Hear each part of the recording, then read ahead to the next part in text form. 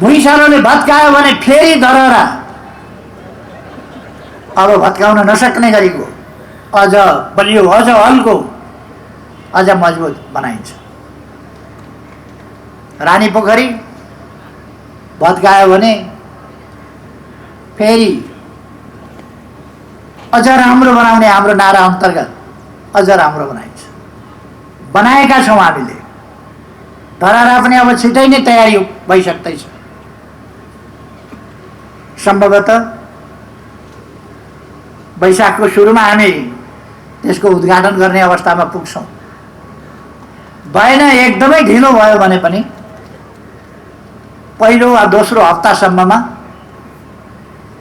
हाम्रो इतिहासको गौरव झल्किने, आधुनिकता समेत टल्कने धरहरा निर्माण हुनेछ। आज एउटा विशेष खुसीको दिन। यस खुसीको अवसरमा म काठमाडौँवासी दाजुभाइ दिदीबहिनीहरूलाई हार्दिक बधाई भन्न चाहन्छु कि अब काठमाडौँवासी दाजुभाइ दिदीबहिनीहरूले खाने पानीको सुविधा क्रमशः प्राप्त गर्दै जानुहुनेछ र केही समयभित्र यसलाई पूर्ण रूपमा प्राप्त गर्नुहुनेछ। यसका निम्ति विशेष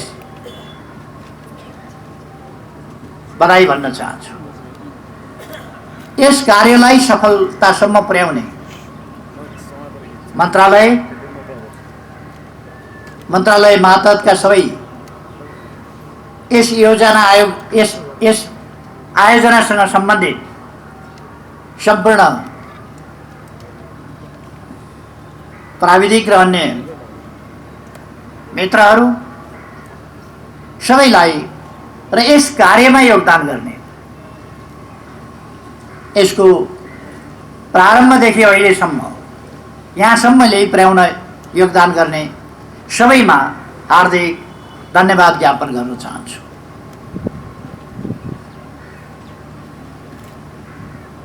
आज हामी वास्तवमै खुसी छौँ। फेरि हामीले एउटा नयाँ सफलता प्राप्त गरेका छौँ। हाम्रा विकासका प्रयासहरूलाई फेरि एक कदम अगाडि बढाएका छौँ। अघि नै पूर्ववक्ता साथीहरूले भनिसक्नुभयो, चिर प्रतीक्षित मेलम्ची खानेपानी आयोजना आज साकार भएको छ, अथवा यो आयोजनाको सफलता लामो समयदेखिको प्रतीक्षाको विषय थियो। यसको परिकल्पना धेरै अगाडि गरिएको थियो। झन्डै 3 दशक यसले यस बिन्दुसम्म आइपुग्न लगायो र हामीले विगत केही वर्ष यता यस सफलताको दिन साकार पार्नका लागि कामलाई तीव्रता दिने प्रयास गर्यौँ, जसको फलस्वरूप पनि आज हामी यस बिन्दुमा आइपुगेका छौँ। यस अवसरमा म यस आयोजनाको सन्दर्भमा प्राविधिक त्रुटिको कारणले आफ्नो जीवन गुमाउने इन्जिनियर र अरू गरेर 2 जना कर्मचारीहरू, उहाँहरूप्रति श्रद्धासुमन अर्पण गर्न चाहन्छु र उहाँहरूका परिवारजनमा संवेदना व्यक्त गर्न चाहन्छु। यस्ता प्राविधिक त्रुटिहरू नहुनु पर्थ्यो, तर भए त्यो बेग्लै विषय छ। तर नभइकन यो आयोजना सफल हुन सक्थ्यो। अलिकति लापरवाहीले गर्दा त्यो दुर्घटना भयो। अब आगामी दिनमा हामी यस्ता कुराहरूबाट सजग हुनेछौँ। आज 8.5 करोड लिटर काठमाडौँमा वितरण भइरहेको छ पानी। अब यसलाई बढाउँदै लगेर अहिलेको क्षमता भनेको 17 करोड लिटर हो। त्यस क्षमतासम्म पुर्याइनेछ र यही टनेलबाट पानी आउने हो, याङ्रीको पनि लार्गेको पनि 17 करोड लिटर, तर यसै टनेलबाट आउने हो। त्यसकारण अब दुईटा हिसाबले, हाम्रो तदारुकताका हिसाबले पनि अब अनावश्यक लामो समय लिन सक्दैन। अर्को मुख्य रूपमा टनेलको काम त्यो सम्पन्न भएको छ, यसै टनेलबाट आउने हो। त्यसकारण अब हामीले लामो समय प्रतीक्षा गर्नु पर्दैन। मलाई लाग्छ हामी सायद 81 साल नयाँ वर्ष सुरु गर्दा अब 3 वर्षपछि याङ्री र लार्गेको पानी पनि काठमाडौँमा झार्न सक्नुहुनेछ। त्यसपछि काठमाडौँको वितरण कार्य पुरा हुनेछ। म मन्त्रालयलाई र सम्बन्धित विभागलाई यस सम्बन्धमा तदारुकताका साथ त्यसै गरी काम अगाडि बढाउन निर्देशन पनि भन्न चाहन्छु। प्राविधिक हिसाबले मैले हिसाब गरेको छैन कति समय लाग्छ, तर ढिलोमा पनि त्योभन्दा बढी लाग्नु हुँदैन, किनभने मुख्य काम सकिएको छ। अब हामीले अरू नदीहरूबाट यसमा मिसाउने मात्रै कुरा हो। अब मिसाउने आयोजना, यसको नाम सायद अलिकति फरक पार्नु पर्ला। मेलम्ची भनेपछि फेरि मान्छेले नपत्याउने खतरा, यो पानी मिसाउँछु भन्ने कुरा पनि क्या हो जस्तो हुने। त्यसकारण यसलाई अर्को नामले, कुनै नामले, तर छिटै ल्याउने गरी यसलाई अगाडि बढाउनु उचित होला भन्ने मलाई लाग्छ। तर अब अविश्वास गर्नुपर्ने अथवा काम हुँदैन कि भनेर ठान्नुपर्ने अवस्था छैन। म भन्न चाहन्छु, कोभिड-19ले विश्व थला परिरहेको बेला हामीले विकास निर्माणका कामहरूलाई लगातार अगाडि बढाएका छौँ र सफलताका साथ अगाडि बढाएका छौँ। र आजको यो सफलता पनि कोभिड नियन्त्रण हुनभन्दा अगाडि अथवा कोभिडको प्रकोप रहिरहेका बेला, कोभिड महामारी रहिरहेका बेला हामीले यस कार्यलाई पनि सम्पन्न गरेका छौँ, अथवा कोभिडसँग हामी सङ्घर्ष पनि गरिरहेका छौँ। सँगसँगै हामी हाम्रा विकासका प्रयासहरूलाई, हाम्रा आकाङ्क्षाहरूलाई सफल पार्ने दिशातर्फ पनि निरन्तर अगाडि बढिरहेका छौँ। अर्थात् कोभिडको विरुद्धको हाम्रो लडाइँमा हामीले जीवन पहिला अथवा अरू कुराभन्दा पहिला जनताको जीवन रक्षा, त्यस कुरालाई महत्त्व दिएका छौँ। त्यसै कारण हामीले स्वाब परीक्षण अर्थात् PCR टेस्ट निःशुल्क गर्ने, उपचार निःशुल्क गर्ने। जब PCR टेस्ट र स्वाब, PCR टेस्ट र उपचार, परीक्षण र उपचार निःशुल्क गरिसकेपछि बिमा गरिरहनु पर्ने थिएन, तर अलिकति हडबडीमा बिमा पनि गरियो। अब त्यसलाई सच्याउने समय आएको छ, किनभने हामी परीक्षण पनि निःशुल्क गर्छौँ, उपचार पनि निःशुल्क गर्छौँ भने फेरि बिमा किन? यसलाई सच्याउन जरुरी छ। र जे होस्,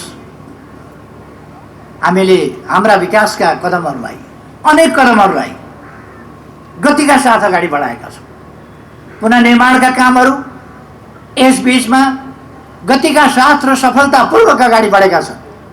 यसै बीचमा रानीपोखरी सम्पन्न भयो, अरू धेरै कामहरू सम्पन्न भए, थुप्रै कामहरू सम्पन्न भइसके। निजी आवासहरूको कुरा होस्, स्वास्थ्य चौकीहरूका कुरा, अस्पतालहरूका कुरा, अथवा विद्यालयहरूका कुरा, क्याम्पसहरूका कुरा, अथवा अरू धार्मिक ऐतिहासिक महत्त्वका, पुरातात्विक महत्त्वका धरोहर र संरचनाहरूका कुरा हुन्, तिनीहरूका पुनर्निर्माणका कुराहरू हुन्।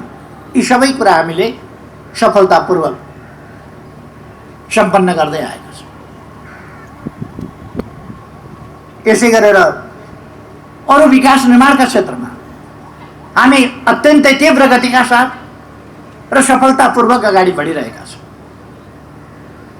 यति बेला अप्ठ्यारो परिस्थितिका बावजुद जुन सफलताहरू हामीले प्राप्त गरेका छौँ, यस्ता सफलताहरू प्राप्त गर्न आफ्नो मेहनत, बुद्धि, परिश्रम सबै लगाउने र यी प्रयासहरूलाई सफल पार्ने कामका निम्ति लाग्नुभएका, राष्ट्र निर्माणको यस अभियानमा जोड्नुभएका राष्ट्रसेवकहरू, राष्ट्रसेवकभन्दा सबै सुरक्षा निकायहरू र निजामतीतर्फका सम्पूर्ण राष्ट्रसेवकहरू सबैप्रति म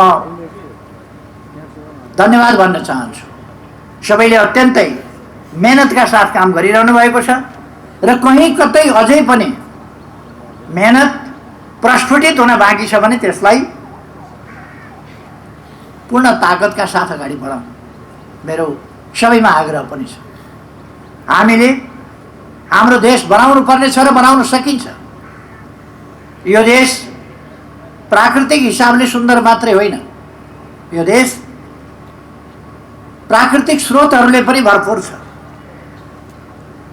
यसमा खनिजहरू, यहाँको जमिन, यहाँको पानी, यहाँका हिमाल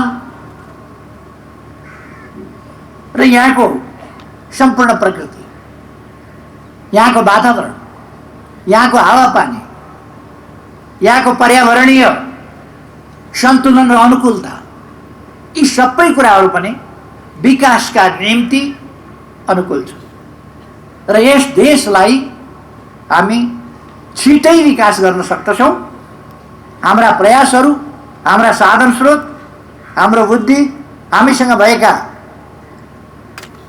प्राविधिक ज्ञानहरू, यी सबैको हामीले समुचित र भरपूर प्रयोग गर्न आवश्यक छ। हामीसँग भएको सामर्थ्यको सम्पूर्ण रूपमा प्रयोग गर्न आवश्यक छ। हामीसँग जो छैन त्यो हामी लगानी पनि ल्याउँछौँ, प्रविधि पनि भित्र्याउँछौँ। हामीले भित्र्याउनु पर्ने कुरा लगानी र प्रविधि रहेको छ। लगानी र प्रविधि पनि हामी भित्र्याउँछौँ जो हामीसँग छैन र हामीलाई विकासका निम्ति आवश्यक छ। हाम्रा मित्रहरू, हाम्रा छिमेकीहरू, छिमेकी मित्र राष्ट्रहरू, अन्य मित्र राष्ट्रहरू र हाम्रा विकासका साझेदार सङ्घ संस्थाहरू सबै पनि धन्यवादका पात्र हुनुहुन्छ, जो हामीसँग विकासको सहयात्रामा एउटा तालमेलका साथ अगाडि बढिरहनु भएको छ, हामीलाई मद्दत पुर्याइरहनु भएको छ। म उहाँहरू सबैलाई पनि धन्यवाद भन्न चाहन्छु। यस आयोजनाका लागि पनि जसले आर्थिक वा प्राविधिक सहयोग गर्नुभएको छ, जसले ठेक्का लिनुभएको छ, जसले काम अगाडि बढाउनु भएको छ, ती सबै पनि धन्यवादका पात्र हुनुहुन्छ र सबैलाई म यस घडीमा धन्यवाद भन्न चाहन्छु।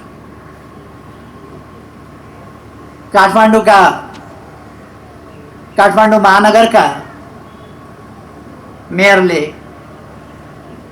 कतिपय महत्त्वपूर्ण कुराहरू उठाउनु भएको छ। जहाँ सेवाग्राहीले सेवा प्राप्त गरेको छैन, प्राप्त नगरेको सेवामा शुल्क अझ त्यसमाथि जरिमाना समेत लाग्ने स्थिति भन्ने मैले सुने। म आफै पनि अचम्म परेको छु। जसले सेवा नै प्राप्त गरेको छैन, सेवा प्राप्त नगरिकन सेवा शुल्क तिर्नुपर्ने, यो हुनै सक्दैन। भएको छ भने सच्याइ नै छ र कुनै पनि निकायबाट त्यस्तो खालको गतिविधि भएको छ भने सबै निकायलाई म भन्न चाहन्छु, जहाँ सेवा दिएको छैन त्यहाँ सेवा शुल्क लिन पाइँदैन, लिन मिल्दैन।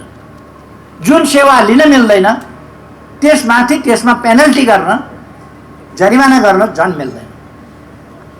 बिना गल्ती, कमजोरी सरकारको, सेवा उपलब्ध सरकारले गराउन सकेका छैन आफ्नो कमजोरीको कारणले, सरकारको कमजोरीमा अनि सेवा पुर्याउनु पर्ने सेवाग्राहीलाई सेवा पुर्याउन नसके बापत उल्टै क्षमा याचना गर्नुपर्ने ठाउँमा दण्डित गर्नुपर्ने कुरा यो किमार्थ उचित हुन सक्दैन।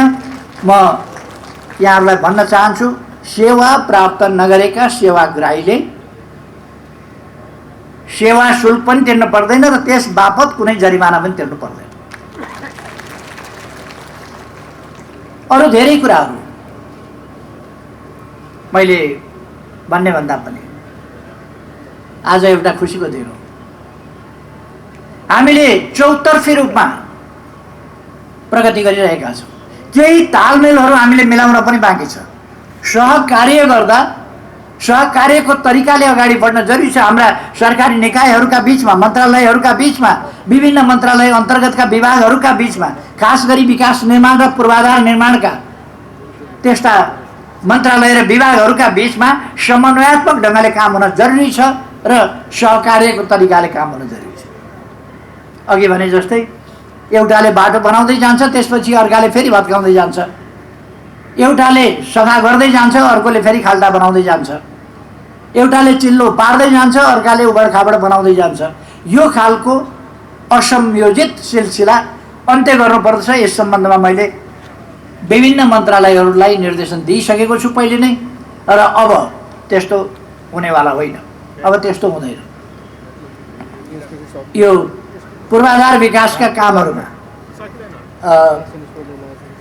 सडक निर्माण गर्न छ भने सडक निर्माण गर्नेले खानेपानीलाई, ढललाई अरू तारहरू बिछ्याउनु होला, केही बिछ्याउनु होला। त्यस्तो छ भने ती सम्बन्धित जुन जुन त्यो सडक बिगार्न सक्ने सम्भावनाका कार्यालय छन् तिनलाई पूर्व सूचना दिने, पूर्व सूचना दिएर हामी यसरी यो सडक यसरी निर्माण गर्दैछौँ, त्योभन्दा अगाडि तपाईँहरूले केही गर्नु छ भने गर्नुहोस् भन्ने कुरा जानकारी दिने। यदि त्यो जानकारी पाएर पनि त्यो मन्त्रालयले काम गर्दैन, त्यो विभागले काम गर्दैन र पछि आएर सडक खन्छ भने जस्ताको तस्तै बनाउने फेरि उसको दायित्व हुन्छ। तर सजिलैसँग जस्ताको तस्तै बनाउन यो सरकारी खर्चको कुरा हो। त्यसकारण उपयुक्त कारण बिना कुनै पनि मन्त्रालय वा विभागले समन्वयात्मक काम नगरेर पर्खेर बस्ने अनि सरकारी खर्च त हो के हो र फेरि बनाइदिउँला भन्ने खालको अनुत्तरदायी जवाब दिएर हुँदैन। त्यसमा डबल खर्च हुन्छ र अझ बढी खर्च हुन्छ त्यो भत्काएर बनाउँदा। भत्काएर बनाएको चिज फेरि कच्ची हुन्छ। त्यसकारण पहिले नै समन्वयात्मक ढङ्गले काम गर्नका लागि म विभिन्न मन्त्रालय र विभागहरूलाई पनि यस कार्यक्रम मार्फत पनि निर्देशित गर्न चाहन्छु। वास्तवमा समन्वयात्मक ढङ्गले काम गर्न मैले पहिले पनि मन्त्रालय र विभागहरूलाई निर्देशन गरिसकेका छु। समन्वयात्मक ढङ्गले काम हुनुपर्दछ र एक अर्काका कामहरू बाजिनु हुँदैन। ती एउटा तालमा हिँड्नु पर्दछ, एउटा लयमा विकासका कामहरूलाई हामीले अगाडि बढाउनु पर्दछ। अब हामी विभिन्न क्षेत्रमा नै विकासका कामलाई अगाडि बढाइरहेका छौँ। त्यसै कारण ह्याप्पिनेस इन्डेक्स, संयुक्त राष्ट्र सङ्घले ह्याप्पिनेस इन्डेक्स प्रकाशित गर्दा नेपालको प्रगति धेरै छ। त्यो पोहोर साल आकलन गरेको ह्याप्पिनेस इन्डेक्स हो। यस वर्ष गऱ्यो भने कोभिडका बावजुद काठमाडौँमा आएर आज ह्याप्पिनेस इन्डेक्स हेर्ने हो भने पारा कति माथि चढेको छ, ग्राफ कति माथि चढेको छ। बाटाहरूले ह्याप्पिनेस इन्डेक्सलाई माथि चढाएको छ। हाम्रा अरू प्रयासहरूले, धरारा निर्माणले ह्याप्पिनेस इन्डेक्सलाई माथि चढाएको छ। रानी पोखरी, बाटाको ब्युटिफिकेसन, सौन्दर्यकरण र रोजगारीका अवसरहरूको सिर्जना, यस्ता कुराहरूले अगाडि बढाएको छ। म आम दाजुभाइ दिदीबहिनीहरूलाई भन्न चाहन्छु, सरकारको ध्यान देशप्रति छ, सरकारको ध्यान जनताप्रति छ। देशको हितको रक्षा, जनताका अधिकारको रक्षा र जनतालाई थप बढीभन्दा बढी सुविधा लगातार थप्दै जाने, उपलब्ध गराउँदै जानेतर्फ सरकारको ध्यान गएको छ। त्यसका निम्ति विकासका प्रयासहरूलाई अगाडि बढाउनुपर्छ। सरकारको ध्यान विकासका प्रयासहरूलाई अगाडि बढाउनेतिर छ, सफलताका साथ अगाडि बढ्नेतिर छ। कतिपय कराउँदै गर्छन्। म दाजुभाइ दिदीबहिनीहरूलाई निश्चिन्त रहन आग्रह गर्न चाहन्छु। निश्चिन्त रहन। अब जनताको जागेको चेतनालाई कसैले पनि प्रतिगमन भयो भन्ने स्याल हुइया मचाएर कहाँ भयो प्रतिगमन? प्रतिगमन भने के हो? परिभाषै नबुझी प्रतिगमन भयो। ख्याल ठट्टा हो प्रतिगमन भनेको। यति साह्रो जनता अल्मल्याउने, कोही शासनमा पुग्न पायो भने क्रान्ति भइहाल्ने, कोही शासनमा पुग्न पाएन भने प्रतिगमन भइहाल्छ। कोही प्रधानमन्त्री हुन पाएन भने प्रतिगमन हुन्छ। म प्रधानमन्त्री हुन पाउनुपर्छ भनेर कुद्ने अवैध बाटोबाट त्यो भएन भने प्रतिगमन भयो भने संविधान मासियो, च्यातियो, मेचियो, गणतन्त्र खत्म हुने भयो, लोकतन्त्र खत्म हुने भयो, संघीयता त ध्वस्तै पार्न आँट्यो भने यस्ता खालका कुराहरू व्यक्तिगत आकांक्षा परिपूर्ति नहुँदा असन्तुष्टि अभिव्यक्त गर्ने कुरा मात्रै हो। त्यसकारण म दाजुभाइ दिदीबहिनीहरूलाई ढुक्क रहन आग्रह गर्न चाहन्छु। देश अगाडि बढ्छ, तपाईँ हामीले अगाडि बढाउनुपर्छ। विकासको क्रम अगाडि बढ्छ।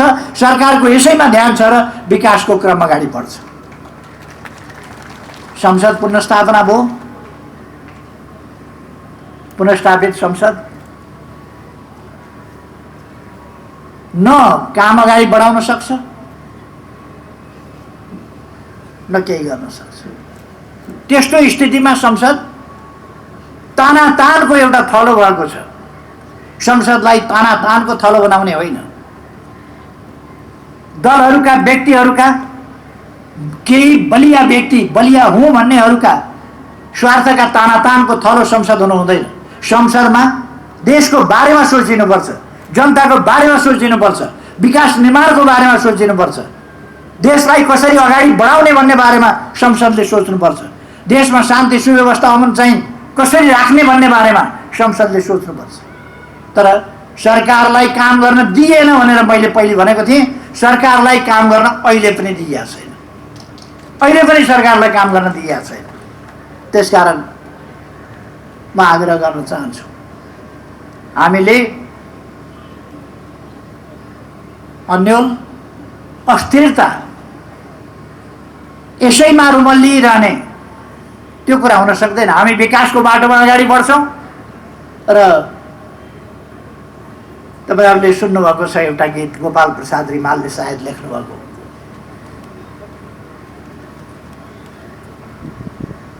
ढुङ्गाको काप फोरेर पनि उम्रन्छ पिपल। सिर्जना शक्ति हुँदैन कहिले, सिर्जना शक्ति बिर्सिया अलिकति, सिर्जना शक्ति हुँदैन कहिले पनि हुँदैन विफल, ढुङ्गाको काप फोरेर पनि उम्रन्छ पिपल।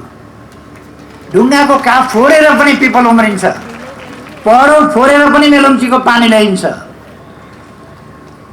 याङ्ग्री र लार्केको पानी पनि ल्याइन्छ।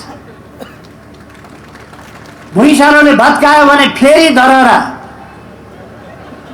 अब भत्काउन नसक्ने गरेको अझ बलियो, अझ हल्को, अझ मजबुत बनाइन्छ। रानी पोखरी भत्कायो भने फेरि अझ राम्रो बनाउने हाम्रो नारा अन्तर्गत अझ राम्रो बनाइन्छ। बनाएका छौँ हामीले। धरहरा पनि अब छिटै नै तयारी भइसक्दैछ। सम्भवतः वैशाखको सुरुमा हामी त्यसको उद्घाटन गर्ने अवस्थामा पुग्छौँ। भएन, एकदमै ढिलो भयो भने पनि पहिलो वा दोस्रो हप्तासम्ममा हाम्रो इतिहासको गौरव झल्किने, आधुनिकता समेत टल्कने धरहरा निर्माण हुनेछ। हामीले हाम्रो निर्माणको सन्दर्भमा भनेका छौँ, हाम्रो इतिहास गौरवपूर्ण छ। गौरवपूर्ण इतिहास हाम्रा निर्माण कार्यहरूमा झल्किनु राम्रो हुन्छ र हामी इतिहास झल्काउने नाउँमा पुरानै कुराहरूमा मात्रै अल्झिरहँदैनौँ। इतिहास झल्किनुपर्छ, तर आधुनिकता, आधुनिक प्रविधि, आधुनिक विज्ञान, आधुनिक ज्ञान, हाम्रो आधुनिक क्षमता त्यो पनि टल्किनुपर्छ। त्यसर्थ हामी त्यस ढङ्गले अगाडि बढिरहेका छौँ। यति बेला म सम्पूर्ण खुसियाली मनाइरहेका काठमाडौँवासी दिदीबहिनी दाजुभाइहरूमा र खास गरी हाम्रा दिदीबहिनीहरू जो पानीको समस्याका लागि सबभन्दा बढी तडपिनुपर्छ, योगदान गर्नुपर्छ, दुःख गर्नुपर्छ, उहाँहरूको खुसी, त्यस खुसीमा म पनि सामेल हुन चाहन्छु। म खुसी साट्न चाहन्छु। अब म धेरै समय लिँदैन। सम्माननीय राष्ट्रपतिज्यू आजको यस ऐतिहासिक एउटा सफलताको क्षणमा, काठमाडौँवासीको खुसीको क्षणमा, लामो समयदेखिको सपना साकार भएको क्षणमा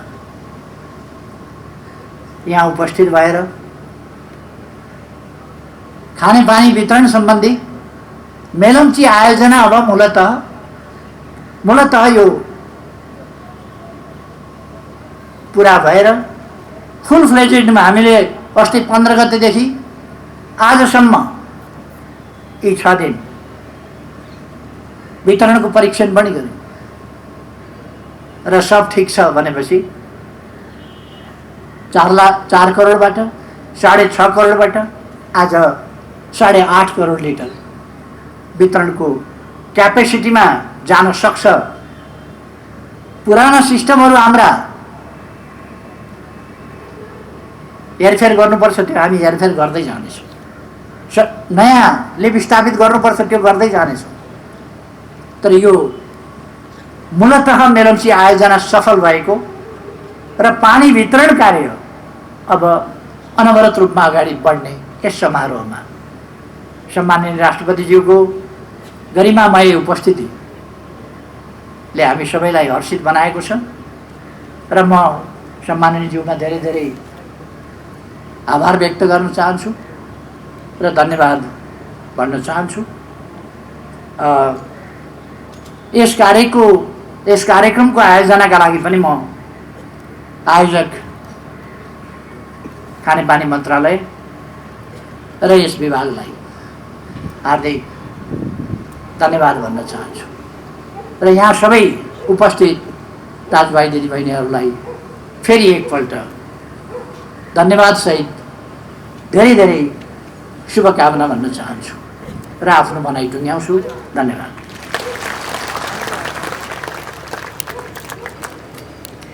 धेरै धेरै धन्यवाद ज्ञापन गर्न चाहन्छौँ हाम्रा सम्माननीय विशेष अतिथि सम्माननीय प्रधानमन्त्री श्री केपी शर्मा ओलीज्यूमा।